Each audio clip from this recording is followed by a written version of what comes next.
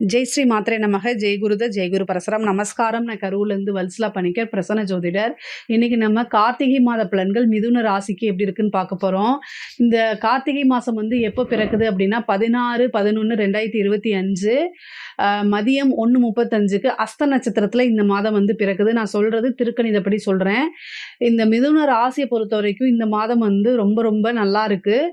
6ஆம் இடத்துல நிறைய கூட்டு கிரகங்கள் உங்களுக்கு இருக்குது. 4-5 கிரகங்கள் இருக்கனால வந்து ரொம்ப பொறுமையாகவும் நிதானத்தையும் நீங்கள் வந்து கைவிடவே கூடாது. கடன் ரீதியாக வந்து நிறைய பிரச்சனைகள் வரத்தான் செய்யும். 6ஆம் இடத்துல கிரகங்கள் அதிகமாக இருக்கும்போது கடன் ரீதியாவோ அல்லது கோர்ட்டு கேஸு சம்மந்தப்பட்ட விஷயங்கள், இதுக்கப்புறம் வந்து பார்த்திங்கன்னா உங்களோட ஹெல்த்தில் பிரச்சனைகள் இதெல்லாம் வரதுக்கு உண்டான வாய்ப்புகள் இருக்குது.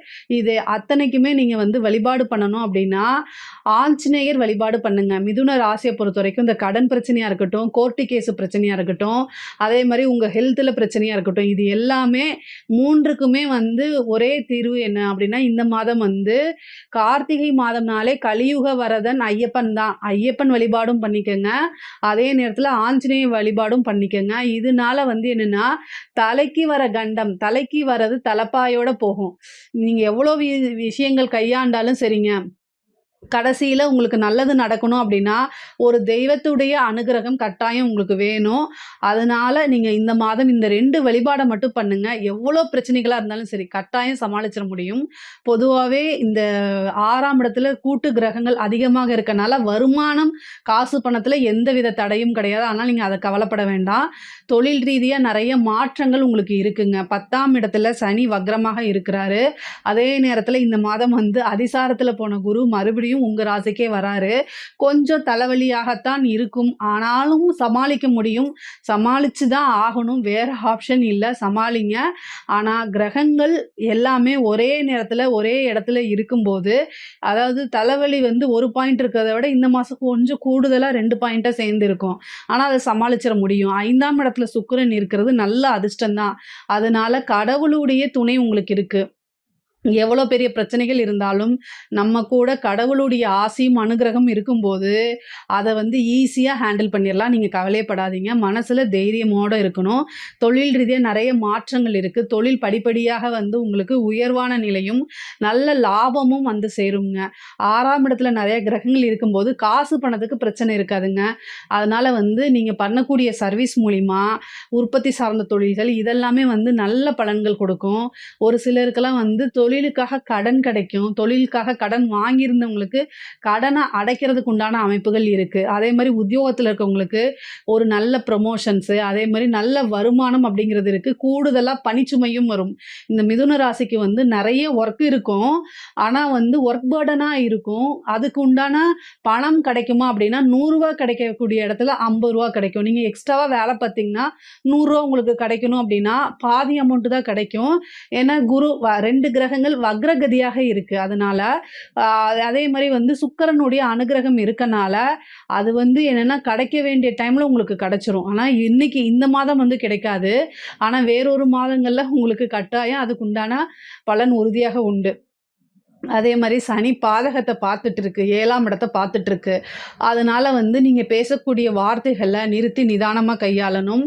அது வந்து உங்கள் பார்ட்னருக்கிடையே உங்களுக்கும் பார்ட்னருக்கும் சண்டை வர்றது, பிஸ்னஸ் பார்ட்னருக்கும் உங்களுக்கும் சண்டை வர்றதுக்கு உண்டான அமைப்புகள் இருக்குது. அதனால் கூடுதல் கவனம், கூடுதல் கவனம்.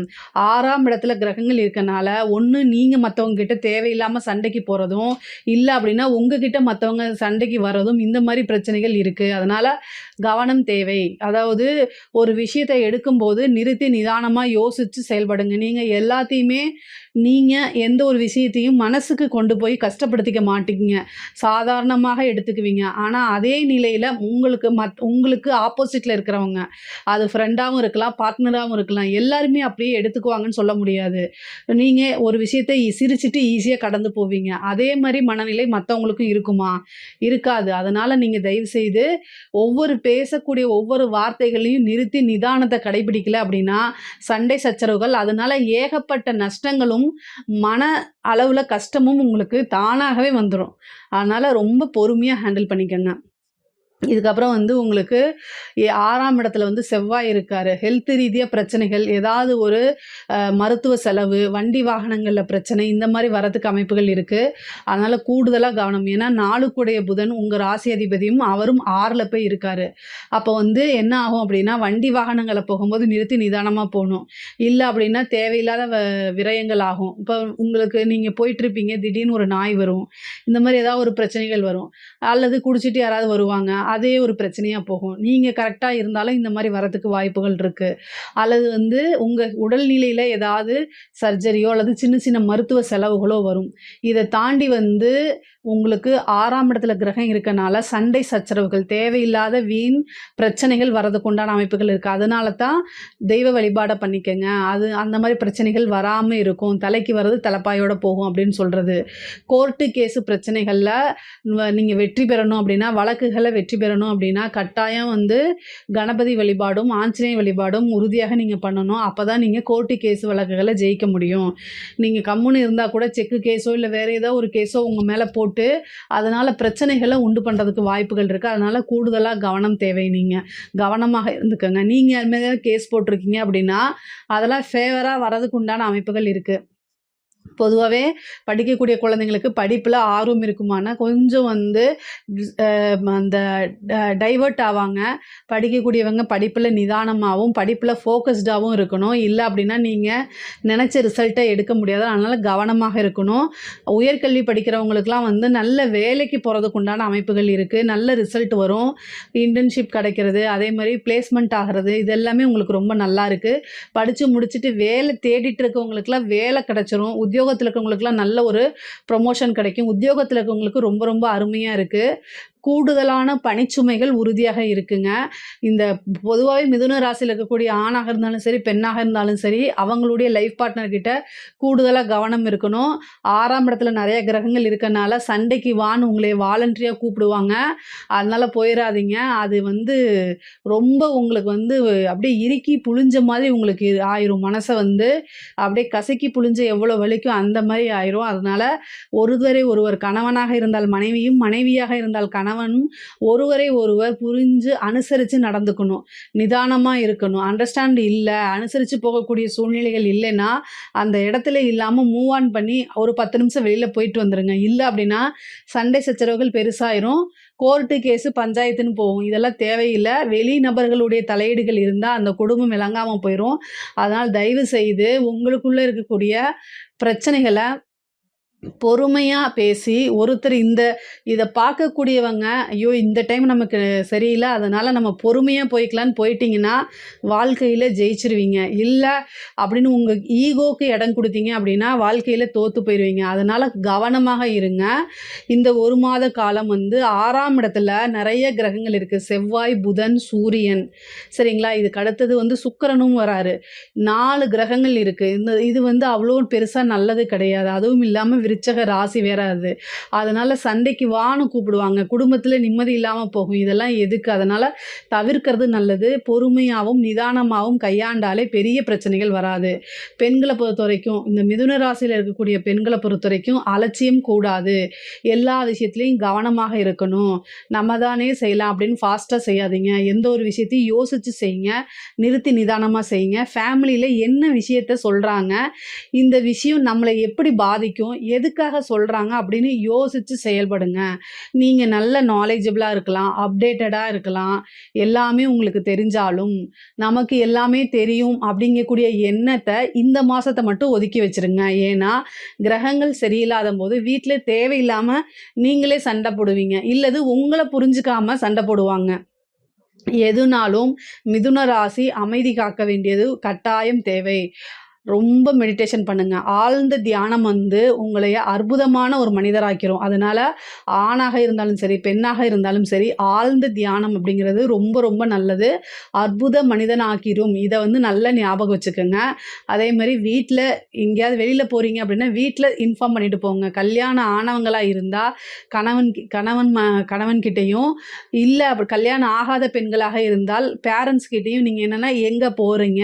எங்க வரீங்க? லொக்கேஷன லொகேஷன ஷேர் பண்ணிட்டு போங்க. எந்த ஜாப்க்கு போறீங்க, என்ன இன்டர்வியூக்கு போறீங்க மொதற்கொண்டு சொல்லிட்டு போங்க. ஏன்னா, இந்த காலத்தில சேஃப்டிங்கிறது ரொம்ப முக்கியமானது. கிரகங்கள் வலிமையாக இருக்கனால, இத நான் வந்து லொகேஷன ஷேர் பண்ணுங்கன்னு சொல்றேன். அதே மாரி வீட்ல வந்து சொல்றாங்களேன்னு சொல்லிட்டு வெளியில ஆறுதல் தேடாதீங்க. அது எப்போன்னு காத்துட்டு இருப்பாங்க. தேவையில்லாத அவமானங்களும், அசிங்கத்துக்கும் ஆளாக நேரிடும். அஷ்டமாதிபதி சனி 7ஆம் இடத்த பார்க்குறாரு. பெண்களாக இருந்தால் கணவருடைய தேக ஆரோக்கியத்தில கவனம் செலுத்தணும்.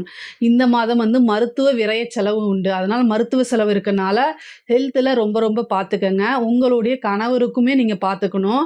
வெளி நபர்களோட, அறிமுகம் இல்லாத நபர்களோட நீங்க சேட் பண்ணாதீங்க.